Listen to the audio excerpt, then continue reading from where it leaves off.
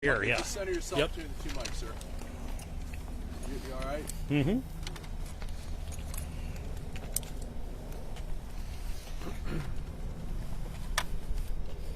Everybody's got a one mic. second to readjust No problem. our bubbles. Figured you had to. And when are you going to bring the pizza down here? You caught that, did you? You guys are I asked you guys when you were getting food, so. I like to say good eyes, it's just I'm a fat kid. Right. Everybody good? Everybody's bubbles adjusted? And Yep. all right. Good wags. Yep. All right. Well, thank you. We're starting phase 2 of the operation, which went underway about 10-15 minutes ago, in which we're also joined by U.S. Customs and Border Patrol, South Amherst Police as well, in regards to engaging a perimeter, and we have agents, deputies, and officers in the woods. A perimeter is set up along the entire area. We think we may have a good area to identify the subject in a certain wooded spot. That's why we decided it was safe to go in on foot with the officers, and they're doing that complete sweep at this time. So as soon as we have that listed or looked at, we'll make sure that we get back with you as well. And also joined by the U.S. Marshals Service, and also Major Torres, who's with the Lorain County Sheriff's Office. So therefore, as soon as we have more information, but to give you guys kind of a historical outline of what happened, is just before 8 o'clock today, the U.S. Marshals had a great tip on the location of our subject. This was near a gas station at Russia and Oberlin-Elyria Road in Elyria. And so several law enforcement officers from the Marshals Task Force and Elyria Police Department attempted to take the subject into custody this morning. He operated very dangerously, acted very recklessly, used his motor vehicle, attempt to strike several officers when they were attempting to effect the arrest, and of course then a small pursuit took place from that location to just east of me here now, where the final rest of the vehicle was. But due to the recklessness of the subject, putting U.S. Marshals in danger, and as well as Elyria police officers, we are engaging in that search to continue on right now for him. So, any other questions that we can answer? Where did the U.S. Marshals find him this morning? They found him at a gas station near Russia and Oberlin-Elyria Road this morning.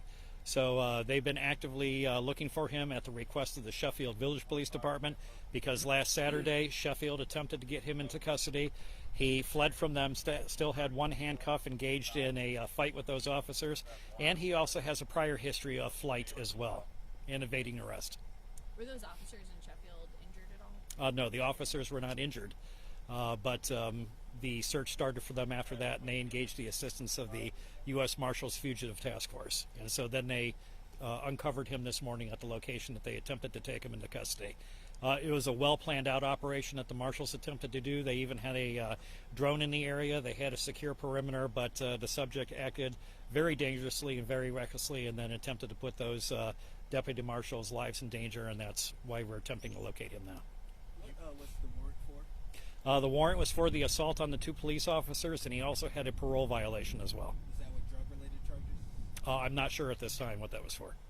What role is U.S. Customs and Border Patrol playing? Right now, we're just making sure that we get enough boots on the ground to cover the area that we have to in the woods.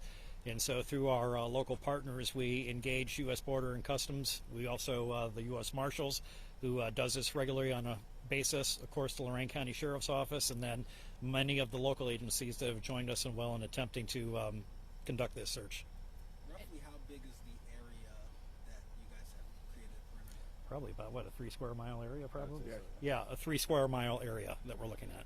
Is that all wooded? There's no access to streets or anything like that? Well, there's streams, a lot of water back there, some walking paths, much of it woods, but the further you get from this area, the thicker it gets. And so therefore we had to make sure that the canines who are involved in the search, their handlers are protective, that they have a buddy with them to make sure that they protect the handler and the dog, and it gets the thicker as you get back there. So it's, going to take them a little bit to get through all of that. Do you feel confident that you guys will get him today?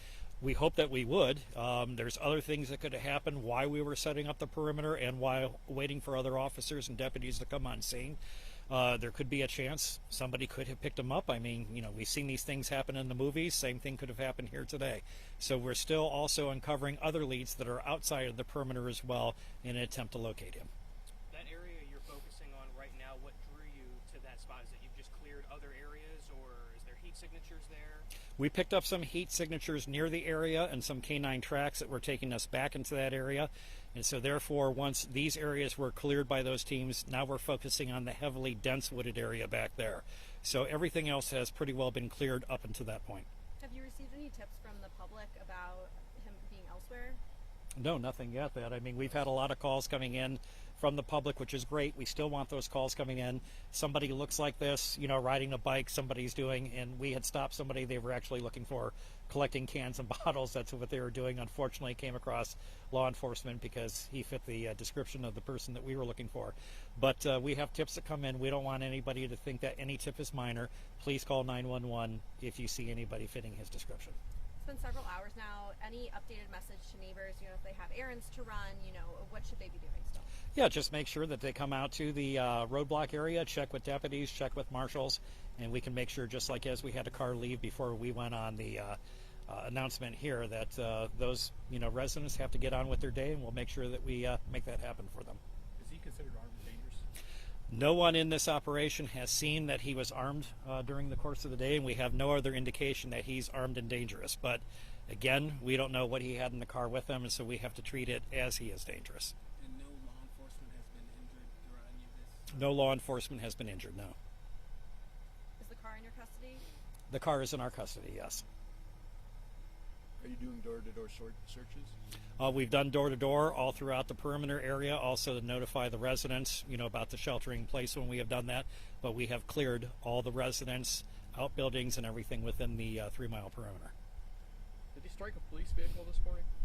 Yes, he did. So in an attempt to escape from the parking lot of the gas station. So drove at U.S. Marshals, drove at Elyria police officers, drove at their vehicles, and that's what caused them to follow him to this location. And he actually drove the vehicle off to the side of the road, so there was no pit maneuvers, nothing else like that that were utilized. He actually drove off the road. What we believe is that he saw one of the deputies approaching from the west coming at him on the roadway here, and so therefore he decided to take a shortcut path and try to get to the side of the woods and get out of his car. Do you know what other charges might be tacked on to the ones he's already facing, potentially? I'll have to discuss that with the Elyria police chief, but I think that and probably with the U.S. Marshal's office that they'd be looking at attempted assaults or assaults on the officer in an effect to make that arrest and probably escape. But those will be up to those agencies to make that determination. Can you clarify too, is this technically New Russia Township? This is New Russia Township, Okay. yes. Okay. Yeah, right on the border, as you can see, with Yeah. South Amherst. So. Okay, anything else? All right, now most of you have Major Torres's contact information, I believe. Did we have? Was it Telemundo? It's me. That was okay. I think you wanted an interview in Spanish, and so Major Torres will do that. And then what we will do is that we will let you guys know, because we'll probably